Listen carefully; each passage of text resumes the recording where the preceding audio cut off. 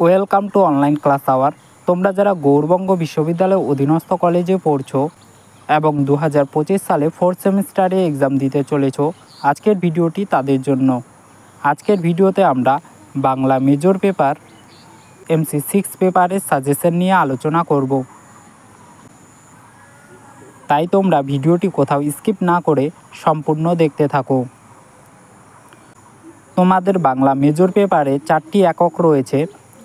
আমরা এই 4টি একক থেকে এক এক করে সাজেশন প্রশ্ন আলোচনা করছি।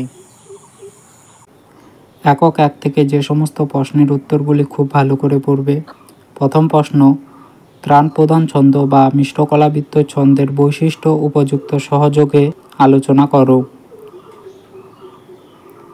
অথবা প্রশ্নটি ঘুরিয়ে আসতে পারে, অক্ষরবৃত্ত ছন্দের সংজ্ঞা লেখো।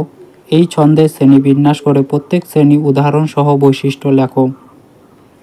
অথবা অক্ষরবৃত্ত বা ত্রাণ প্রধান ছন্দ কাকে বলে, এই ছন্দের বৈশিষ্ট্যগুলি কি কি। তারপরের প্রশ্ন, শাসাঘাত প্রধান বা দলবৃত্ত ছন্দের প্রধান বৈশিষ্ট্যগুলি কি কি, উদাহরণ সহ ব্যাখ্যা করো। অথবা প্রশ্নটি ঘুরিয়ে আসতে পারে, শাসাঘাত প্রধান ছন্দের আরেক নাম কি, এই ছন্দের বৈশিষ্ট্যগুলি উদাহরণ সহ আলোচনা করো। তারপরের প্রশ্ন, সরল কলাবৃত্ত ছন্দ কাকে বলে, উদাহরণ সহ আলোচনা করো। এই প্রথম 3টি প্রশ্নের উত্তর তোমরা খুব ভালো করে পড়বে। এই 3টি প্রশ্নের মধ্যে থেকে যে কোনো একটি প্রশ্ন পরীক্ষায় আসতে পারে। চলে যাচ্ছে তারপরের প্রশ্নতে, পয়ার ছন্দের বৈশিষ্ট্যগুলি লেখো।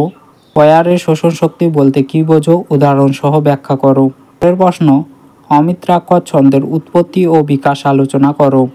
তারপরের প্রশ্ন, মহাপয়া ছন্দ কি, উদাহরণ সহ বুঝিয়ে দাও।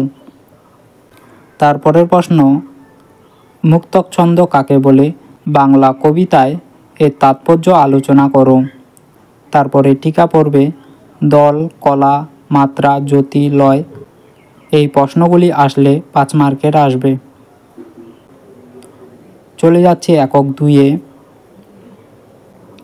এখান থেকে যে সমস্ত প্রশ্নের উত্তরগুলি পড়বে, চিত্রকল্পের সংজ্ঞা ও শ্রেণীবিভাগগুলি আলোচনা সহ লেখো।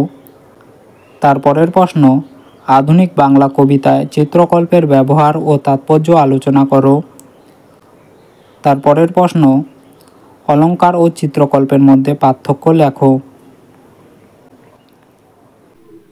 একক 3 থেকে ছন্দলিপি নির্মাণ ও চিত্রকল্প নির্দেশ করতে হবে, তাই এই একক থেকে কোনো সাজেশন দেওয়া হচ্ছে না। চলে যাচ্ছি পরের এককে।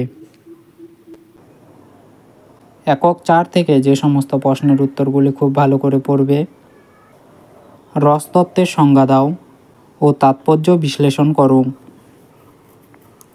তারপরের প্রশ্ন, ধ্বনি ও রসের পারস্পরিক সম্পর্ক আলোচনা করো। তারপরের প্রশ্ন, ধ্বনিবাদ সম্পর্কে বিস্তারিত আলোচনা করো। তারপরের প্রশ্ন এবং সর্বশেষ প্রশ্ন,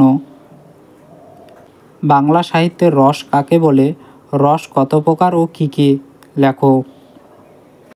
এই ছিল তোমাদের 4th semester Bangla major MC6 পেপারের সাজেশন। ভিডিওটি এইখানেই শেষ করছি। চ্যানেলে যদি নতুন হয়ে থাকো, চ্যানেলটিকে সাবস্ক্রাইব করে পাশে থাকার নোটিফিকেশনটি অন করে দেবে।